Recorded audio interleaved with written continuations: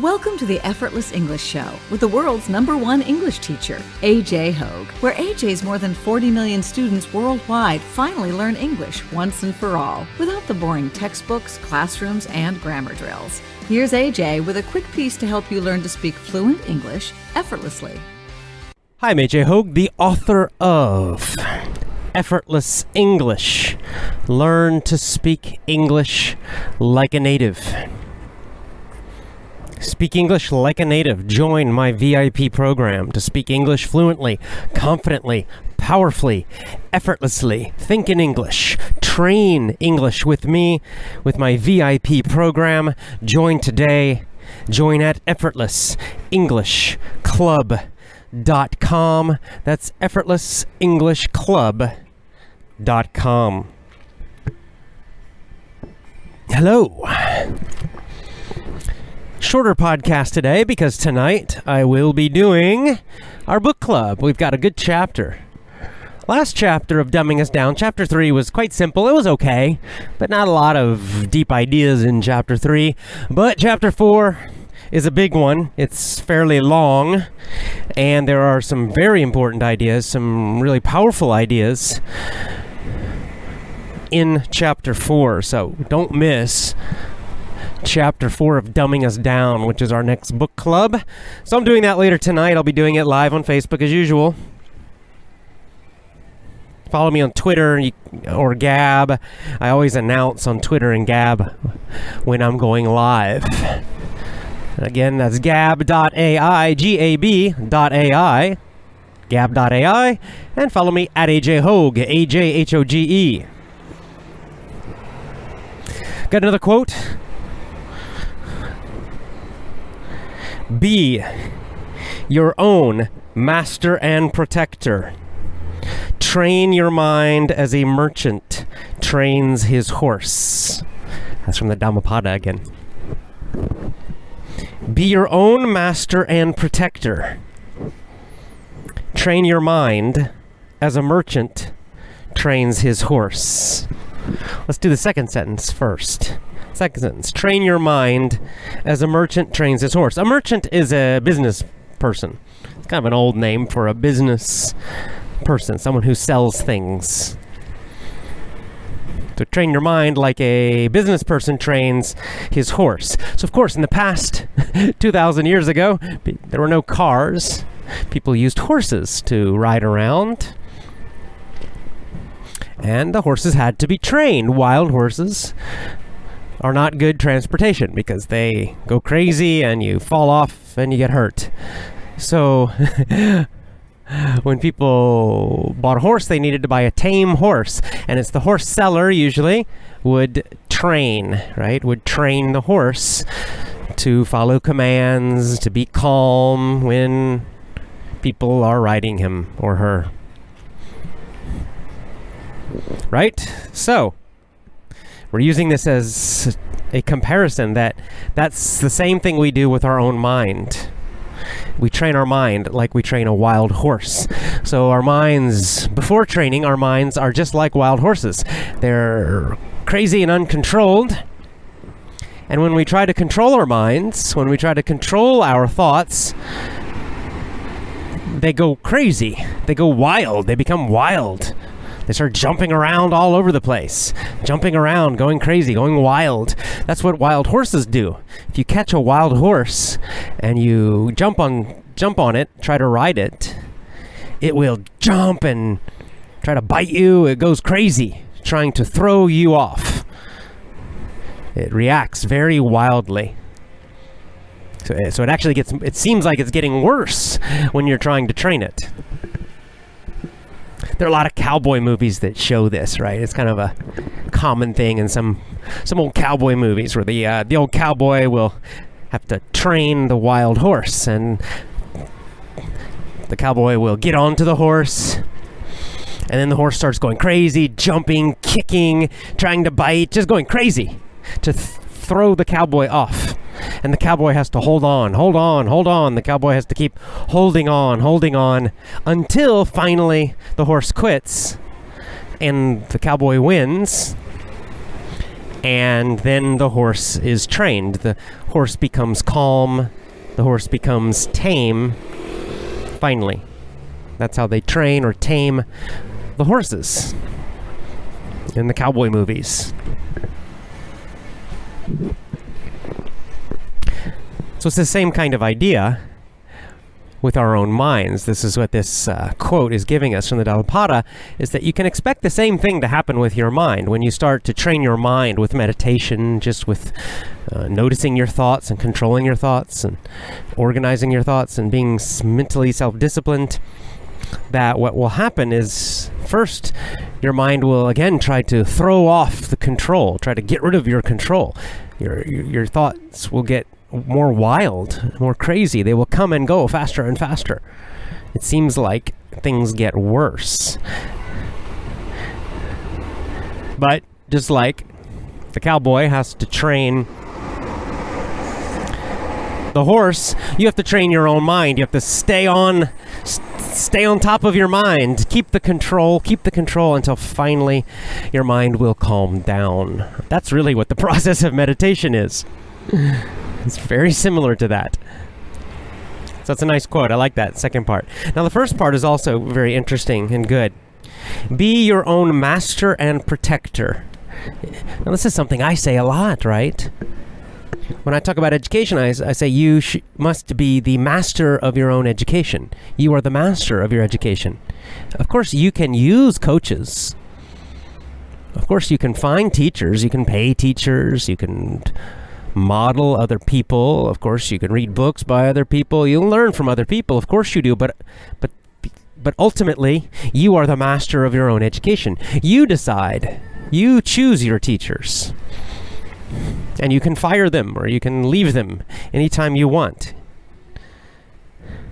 You can try new ones. Right? And you decide what you study and what you need to learn. And you decide what skills you want to learn, and you decide how you want to use those, and you decide what's important in your life, and you decide what's meaningful. You are the master of your own learning. You're the master of your own education. Or in the case of your children, right, you are the master of your own family, your own family's education.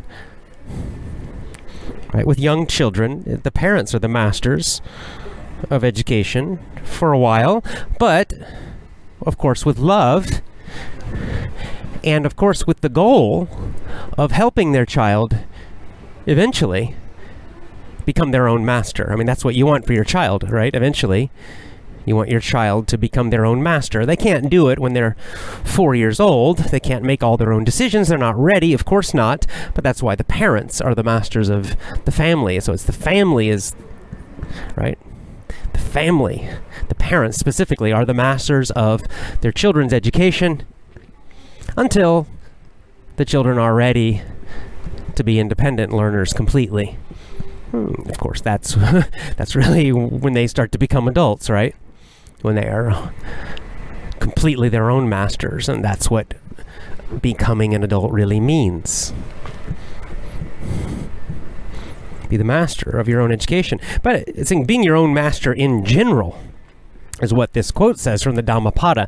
So it's not only education. This quote is saying, in all parts of your life, you must be the master. It means you must be responsible for your life. Right? You are the master, finally. It's your life. It's no one else's life. So no one else can live your life for you. Therefore, no one else can really be your master. They can't. Because even if someone else tells you what to do, you follow them. You're choosing to follow them. So you're still making that choice. You can't hide from this. You have to become your own master. And the way you become a great master of yourself is to master your own mind. Then you truly are your own master in all parts of life. Now, I also like the second part of this because it's really talking about self-defense, honestly. It says, be your own master and protector. You must be your own protector. This is saying that you cannot depend on another person to protect you, right? To defend you. Like, we have this modern idea now, for example, that the police will protect us from criminals. They don't. The police do not protect us, and they do not protect you, and they will not protect your family. You cannot depend on the police to protect you from crime, to protect you from violence. You cannot do this. It's impossible. They cannot do it because they cannot be everywhere. So you must be able to protect yourself as best you can. Of course, no, we're not all perfect, right? I mean, but we have to do the best we can. But most importantly, we have to have the mindset that our defense, our protection, the protection of our own families, we are responsible. That's our job. It's not the police's job. That's not someone else's job. It's our job to do that. So we have to be aware. We have to watch for dangers. We have to be ready to fight if necessary. I mean, we have to be ready mentally in our minds, ready to kill someone if necessary. I mean, I definitely have in my mind, if someone was trying to harm my family or me, I would kill them. I would kill them with no pity at all and no mercy. Because I know I am responsible for protecting myself and protecting my family. I know they're great, terrible, horrible evil out there. And I know I can't rely on just calling up the police. I know that mentally I must be willing to do that. Now, can I do that? I don't know. I mean, it depends on the situation. I might lose. In that case, I have to be willing to fight and possibly die. But this is the mindset you must have to protect yourself and your family. The truth is, when you have that mindset, you will avoid a lot of problems because the really evil people out there are mostly looking for weak victims. They're mostly looking for weak people who will not fight, who are not aware of what's happening around them. They're looking for easy victims mostly. They're not looking for a hard fight. Okay? Even if you're much smaller, right, you could still cause a lot of problems by fighting really hard for yourself and your family. Most criminals don't want that. They don't want to deal with that. They want easy victims, weak victims. So just having the mindset of protecting yourself and your family, and that you're willing, mentally, you're willing to fight to the death or kill, that will, there's a kind of strength that comes from that mindset that a lot of criminals can see and feel, and they'll avoid it. It's not a guarantee, of course, but just the mindset will help you. The other thing with self-protection is to go to the ASP channel, Active Self-Protection, that YouTube channel I recommended before, Active Self-Protection. Watch those videos because those are real attacks. Okay, they're on video. These are real criminal attacks, violent attacks in many different countries. It's all around the world. Those videos come from everywhere in the world. And when you watch a lot of them, you start to see the patterns. And the guy, the narrator, the teacher, he kind of explains the kind of main ideas, important points to learn from the videos. And when you watch a lot of them, you'll start to become more aware of what it's really like. What's the truth, not the fantasy you see in movies, not the fantasy you think you're going to call the police and the police will save you. They're not. You have no chance. If criminals attack you, you have zero chance. The police are not going to help you, okay?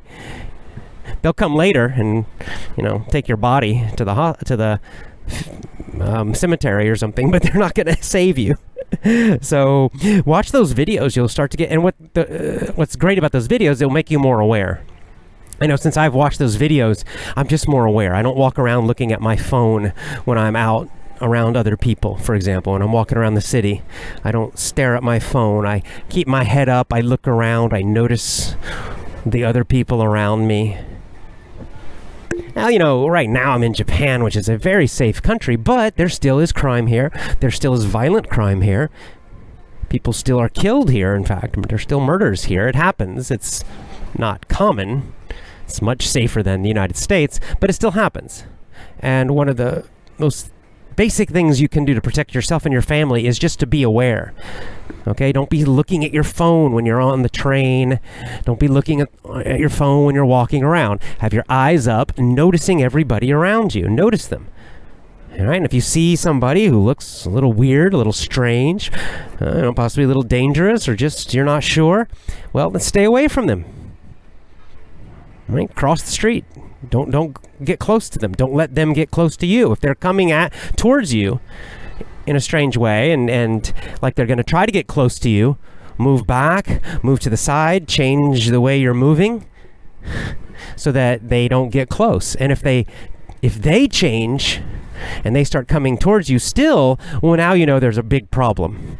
And you need to get your hands up and get ready to fight, and certainly start yelling, back off, go away, what do you want, whatever. There's some really basic verbal techniques you can use. And you really should probably do some basic self-defense training so you know how to fight. Or carry a gun, if that's an option in your country. Carry a gun, but if you carry a gun, you should certainly train so you know how to use it properly. But really, it's the first part that's most important, is that awareness. So many people, I walk around all over the world now, and everybody's just got their head down looking at their phones all the time. So easy. I mean, if I was a bad guy, if I wanted to, come up and steal from them or do something violent against them, it would be so easy. They're not aware of anything happening around them. I could probably just walk up to them and just hit them on the head as hard as I want. They wouldn't even notice I was there until I hit them. Right?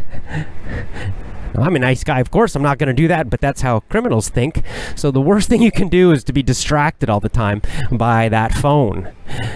It's okay, if you're listening to Effortless English, great, but when you're listening, don't be looking down at the ground and don't be looking at your phone. This is another reason I don't like video. I want you to have your head up, looking around, noticing everybody around you, noticing what's happening around you. So as you listen, be aware of what's happening around you. That's the very most important, first and most vital, important, fundamental tactic, method of self-defense, because that's how you avoid most of the problems. You've got to see them coming. You see them coming. See, this is the big problem when you watch those videos, those active self-protection videos on YouTube. You'll see there's very little warning. They happen so fast, right? People are always surprised by what happens because it happens so quickly. 1 second, someone's standing in line at a convenience store, and then 2 seconds later, a guy runs in with a gun or runs in with a knife. And usually these people are completely unaware. Even if you're aware in that situation, you only have 2 seconds of warning. It's not much time. So you have to see it, and when you see it happening, you got to react instantly, Either run away or put your hands up and back off, or whatever it is you want to do, but at least you can see it coming so you're not completely surprised. So be your own master and protector. Be your own master and protector. Don't think someone else is going to protect you. Don't think someone else is going to lead you and tell you what to do. You must be your own master and protector. Train your mind like a merchant trains his horse. Now I'll give you a little preview of today's book club. One idea from the book club. Chapter 4 today, Dumbing Us Down by John Taylor Gatto. He talks a lot about what is a real community. Like, what is the foundation, right? The most basic, most important foundation of a country, of a society, of a culture, of a community. And he says, quite obviously, it's the family. It's the family, not school, not anything else. It's family. if families are strong, when families are very strong, when the connections between children and their parents, and also their uncles and aunts and cousins, nieces and nephews, grandparents, when all those are very strong and very close, and there's a lot of time with family, every day, every week, and those connections are strong, then you have a strong community, and at a bigger level, a strong country. But you cannot have a strong country, you cannot have a strong community without the family. And he talks about how, now, in most countries, he's right, I travel, there's no community at all. Community is dead. Community in America is dead. There's no community in America because families are mostly dead. Families in America, it's a disaster. I mean, this is why I don't live there.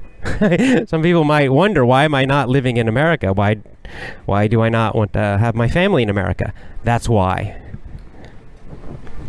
Family's dead in America. The divorce rate is, I think, 60%. 60. So that's over half. Well, a lot more than half. It's a disaster. So divorce has helped to destroy the families. The other thing that has destroyed the families that John Taylor Gatto mentions is the school systems, because the school takes the children away from parents. Right? The school eats all those hours, so much time, all that time that should be with family, right? Every day, most days, during most of the day, should be spent with parents, with brothers and sisters, maybe cousins and uncles and aunts, grandparents. Instead, the children are stolen, they're taken from the family and put in the schools. And this, of course, makes the family much weaker. And you wonder why, as a parent, that your teenager doesn't want to listen to you anymore. Your teenager does not respect you as much. Your teenager seems distracted. Your teenager seems less connected to you and more connected to friends or media, movies, music. Well, that's why. Because for years, like their whole childhood, they were taken away from you, put in the schools. They never had enough time with you to form those deep connections. The schools destroy families. This is the number one reason I hate the schools. Hate them. They're evil. And then he makes a comparison in this chapter, comparing what he calls networks, which are fake communities, compared to a real community, a real family. So he compares family, which is real. That's a real community. That's a real connection. And he compares that to fake, which is like the schools or any other organization like that. And he shows that one of the key things about family is, in a family, the connection is it's about you as a whole person. You're 100% you in your family, right? Like I think of my nephew, right? I love my nephew. I'm connected to my nephew. But it's him 100%, his whole personality, right? When he's good, when he's bad, when he behaves well, when he doesn't. It's his hobbies. It's what he's interested in. It's things he's studying. It's everything he's reading. It's playing outdoors with him. It's playing inside with him and playing games with him. It's playing with him and his cousins, and it's him as a whole human being, his entire self. He's appreciated and loved for who he is, completely him as a complete human being, not just one part of him. In the schools, this is not true. Well, first, in the schools, they don't love your child at all. There's no love. Zero love. Teachers don't love your children, okay? And the principals and other workers absolutely don't love your child. You're lucky if they care at all. but they certainly don't love them. Number 2, in a school, your child is only valued for a small part of who they are. The schools don't care about your child's hobby. The schools don't care about, their sense of humor and their jokes and their silliness and the games they like to play. No, it's just grades, right? It's just a few subjects. They have to sit there and learn and perform for these tests and get these grades. That's all they care about in the schools. They don't care about them as whole, real human beings. This is why socialization in schools is bullshit. This is one of the common things people always say. They always ask me about, what about socialization, AJ, for homeschooling? Because won't they miss being socialized in school? School's not socialization. It's a prison. It's bullshit. They're not learning true friendships in school. Those aren't real friends. Those aren't real connections. They learn that from family, their cousins, their uncles and aunts, their parents, their brothers and sisters. Connect with them completely as complete human beings, all parts of them. But in the schools, nah, it's just maybe a few shared hobbies, or maybe a few shared, experiences because they're all in the same classroom. What they're learning is a horrible, inhuman, not human way of socializing. That's what they learn in schools. They learn to be little bureaucrats. They learn that they are not important as human beings. Only their performance in school is important, not who they are as people.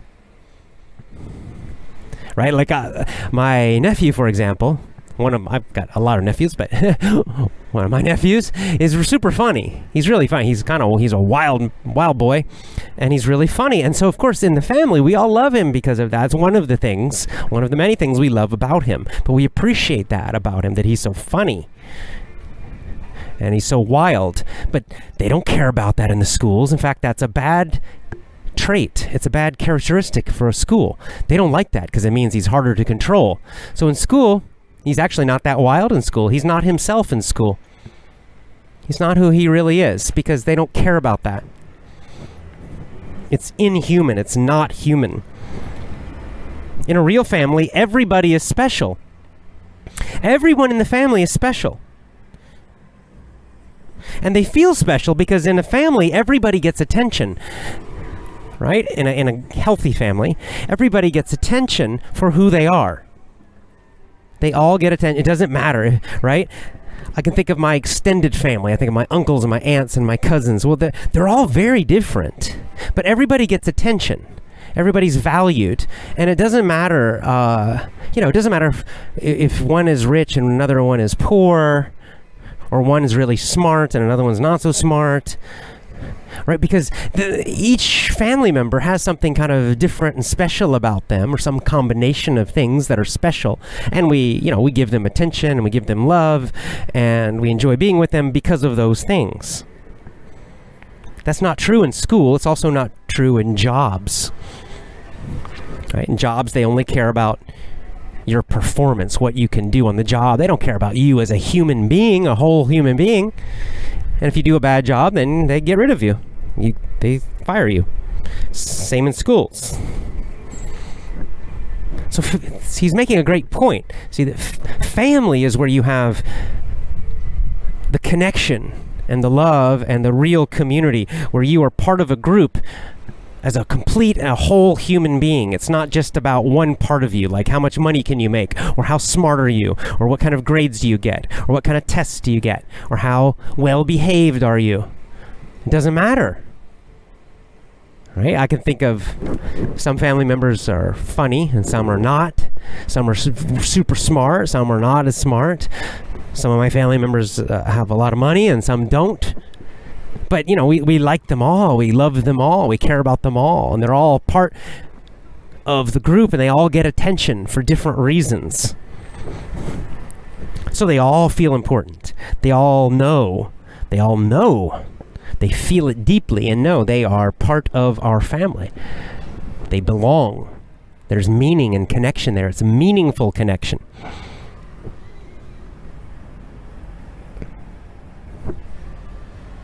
Whereas those connections in school, they're meaningless. What happens after you graduate from school? A few years later, probably you lose your connection with most of them. Or even worse, let's say if you move. What if you move 5 hours away? How many of those school connections, those school friends, will you keep? Will you continue to talk to? Will you continue to care about? And they will care about you? Usually very few, usually none at all. Or another great test, if you're having a hard time in your life, right? Just things are going badly, you're having a lot of bad luck, you're having a really hard time, you're feeling depressed, you're no fun to be around, right? You're no fun, you're just kind of, you feel horrible, you're no fun. Well, your family's still there for you. Your family still cares about you. Your family's still your family. But all these fake friends, all the co-workers, the people at your job who pretend to be your friends, the people at school who pretend to be your friends, they all don't care. They will disappear. They might be nice to you for a short time, but if your bad luck or your depression or your sadness continues for a long time, they'll get bored, they'll get sick of you. And most of them will disappear. They're not real friends. And they don't really care because they don't really love you. Now, it's your family who'll still be there for you. And if you're lucky, a very, very, very few true, real friends who will stay with you through all of that. And also, of course, you doing the same for them. This is why family first. Your family must come first. Family is the foundation. See, it's another one of the great things about family. So you can disagree with your family about lots of stuff and still your family. Like, for example, I talked about with this in America. America is almost in the middle of a civil war, a cold civil war. Well, in the last couple years, I lost, not really, but many different fake friends are not my friends anymore because we disagree about politics in the United States. And this is how it's an easy, obvious test. I knew that they were fake friends because I knew if I suddenly started disagreeing with them about politics, I knew they couldn't be my friends anymore. And so I know, no, these are fake. These are not real connections. These are not real friends. On the other hand, I have family members who also completely disagree with me, and I with them. And in fact, my two best friends, my two real friends, not fake friends, my two really close friends, Kristen and Joe, that you got the VIP members know, we completely disagree. Joe and I especially 100% disagree about politics in the United States. 100% disagree. We are on opposite sides.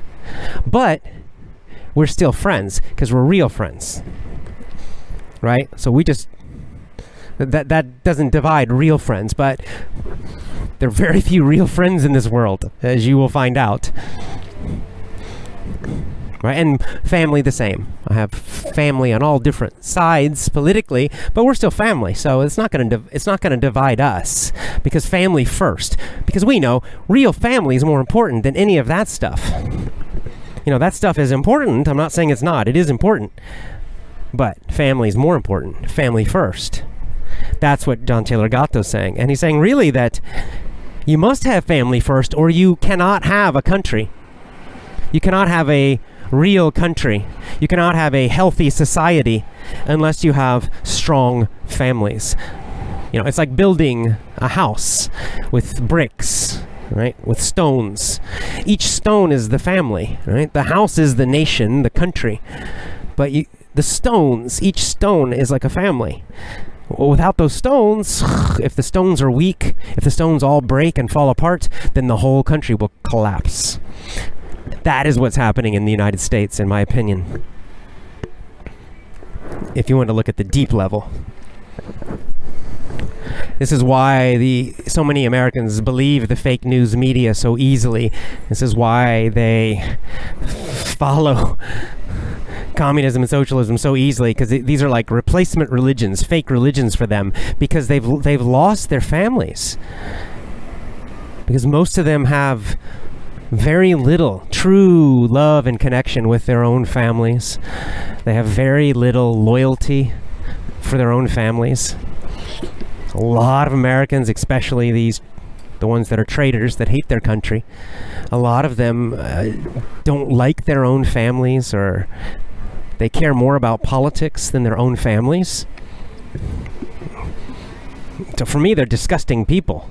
Anyone who cares more about politics than their own family, I don't trust them at all. How can you trust that kind of person that would sacrifice their own real human being families for some political idea? Those are bad people. I don't trust them. I would never trust those people. So family is what he's saying is the absolute 100% foundation. And so what he's saying in this chapter, and we'll talk more about it tonight, is that we need less school, not more, right? A lot of places in the world, they're trying to do more school, more hours at school, more days at school. What a joke. What a joke. There's already much too much, and then they want more and more and more. They want to take your kids all the time. They don't want parents to be with the kids. They don't want parents educating kids. Now they want to do it. Who's they? Of course, these communist socialists. They're mostly socialist communist. And they want to take your kids so they can put their ideas in your kids, so that your kids will be loyal to them, not to you, not to each other, not to their own families, but to their political ideas. That's exactly what they've already done it in the United States. I mean, they're almost completely successful with that, which is why America's collapsing, and they're doing it almost everywhere in the world. And they just want more hours of school, right? They do a terrible job teaching your children the basic skills, and then they say, what's the solution? Oh, the solution's more of something bad. We have your kids for 6 hours a day, and we fail to teach most of them well, so now we need 7 hours a day or 8 hours a day. What is such a joke? It's ridiculous. It's ridiculous. They are incompetent and they're evil. The system itself is evil. It is anti-family. That's what you must realize at the very root of schools. The whole school mission, the purpose of schools is anti-family. That is the central number one purpose of the school systems, is to go against your family, to make your family weak, to destroy your family, and to replace your family with these mostly socialist, communist, government workers, bureaucrats. That's what they're doing. That's what the school's about. In America, it started up in New York and Massachusetts, the damn Yankees, as we call them in the South. And, you know, in America, the strongest areas of this kind of communism are in that area, Massachusetts and New York. It's the northeast part of the United States, and also the west coast of the United States, California being the most obvious and famous. This is where most of this communism starts, where it's strongest in the United States. So it's not a surprise that this kind of industrial school system, this anti-family school system, started in that area in the United States. Not a surprise at all, because there's a long history in America of these people trying to force their ideas on everybody else, force everybody else to live the way they want, to have their ideas, to do everything the way they want them to do it. They want control. This is the mindset. Control. These people are focused on controlling everybody else. This is their number one goal in life, because they're sick and evil. So they just want to control everybody else. They hate freedom. That's what the school system's about. We're going to talk about it more with the book club today. So check out that book club. If you missed the live show, then of course I will add the recording probably in a few days later this week. Well, to bring it back to something small and simple and easy, what can you do? Make your family stronger, okay? That's the first thing, the main thing. Family first. That's a good incantation. It's a good motto. It's a good thing to repeat. It's a good thing to put on your wall in your house. It's a good thing to teach your children and make them repeat it every day and make them understand it. Make it a rule of your family. Family first. You're loyal to your family first. Family is most important. Not school, not work, nothing else. Family first. Family first. That's where meaning comes from. That's where meaningful human socialization comes from. That's where meaningful, true love and connection comes from. Family first. All right. I'll be back again quite soon, actually. I'm going to walk home now. I'll upload this, and then I'll see you live. Have a great day. Bye for now. And, of course, join my VIP program. Join my VIP program today. Join at effortlessenglishclub.com. That's effortlessenglishclub.com.